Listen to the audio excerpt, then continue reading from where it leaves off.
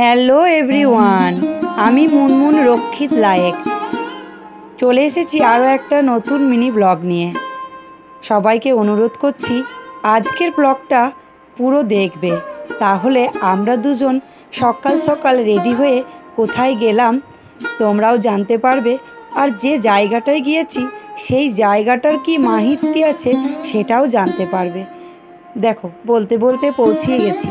আমরা বেরিয়েছিলাম ভোর 5টায়, তবুও এত ভিড়, এত মানুষের সমাগম তখন হয়েছিল। যত বেলা হবে তত আরও মানুষের সমাগম হবে। আমি প্রত্যেক বছর এই পুজোয় এই মন্দির আসি। চলো বলেই দিই কোথায় এসছি। এটা আমাদের ঝাড়খণ্ডের নুনিহাটের সুকজোড়া গ্রামে অবস্থিত একটা নাগ মন্দির। দেখেছো, মানে বাবার মন্দির এখন অনেক দূর, চারিদিকে মানে কত দূর থেকেই বাবার প্রসাদ আরও ছোটোখাটো মেলা বসতে শুরু করে দিয়েছে। আমিও প্রসাদ কিনে চললাম বাবার মন্দিরের কাছাকাছি, চলেই এসছি প্রায়। চলো তোমাদেরও নিয়ে যাই। বাবার মাহিত্য আলাদা করে তোমাদের আর বলতে হবে না, তোমরা মানুষের সমাগম দেখলেই বুঝতে পারবে। এখন ঘড়িতে খুব জোর 6টা থেকে 6:30 বাজে। আমরা দাঁড়িয়ে পড়েছি লাইনে। দেখেছো নিচেটার কি অবস্থা? বৃষ্টি হয় এখানে প্রচুর, লোকজন বৃষ্টিতে ভিজেও এই বাবার পুজো দিয়ে থাকেন। বাবা সত্যি খুব জাগ্রত, বাবার মহিমাই আলাদা। আমার আজ এই বছরটা নিয়ে 20 বছর হয়ে গেল, মানে 20 বছর ধরে আমি এখানে আসছি। প্রত্যেক বছর আমি আসি পুজো দিতে।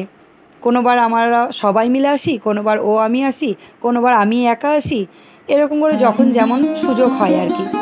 দেখেছো প্রসাদ নিয়ে এখানে এই ডালি প্রসাদগুলোই চাপে, এর মধ্যেই সব কিছু দেয়া থাকে। ওই দেখো, বলতে বলতে বাবার কাছেই একদম চলে এসেছি।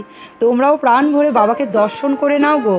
এই বাবাকে যে জানে বাবার কি মহিমা সে জানে। সত্যি আমি জানি বলেই প্রত্যেক বছর এই বাবার কাছে ছুটে আসি।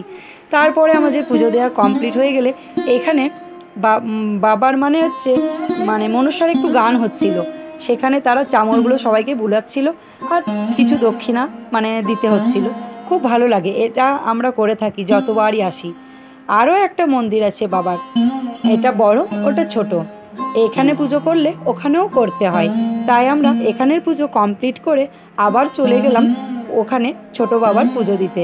ওই দেখো, আজকে নাকি এনাদের দর্শন করলে দিনটা খুব শুভ হয়, তাই তোমাদেরও করিয়ে দিলাম।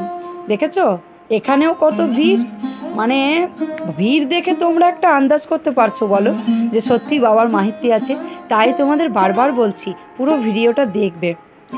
দেখেছো কত ভিড়ের মধ্যে দাঁড়িয়ে থেকে মানুষজন পুজো দিতে এসেছে। আমরাও এর ব্যতিক্রম নয়, এভাবেই প্রত্যেক বছর পুজো দিয়ে থাকি। ওই দেখো এখানকার বাবার থেকেও দর্শন করে নাও, অনেকগুলো বাবা আছে এখানে। এখানেও পুজো দিয়ে আমরা কমপ্লিট করে ফেললাম। তোমাদের জন্য অনেক কষ্ট করে বন্ধুরা ভিডিওটা বানিয়েছি, সেই জন্যই বলছি তোমরা একটু দর্শন করে নিও।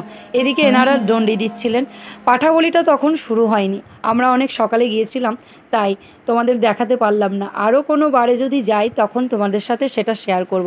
যদি এটা দেখতে আমার ভালো লাগে না তাই আমি সকাল সকাল যাই আর পুজো দিয়ে চলে আসি।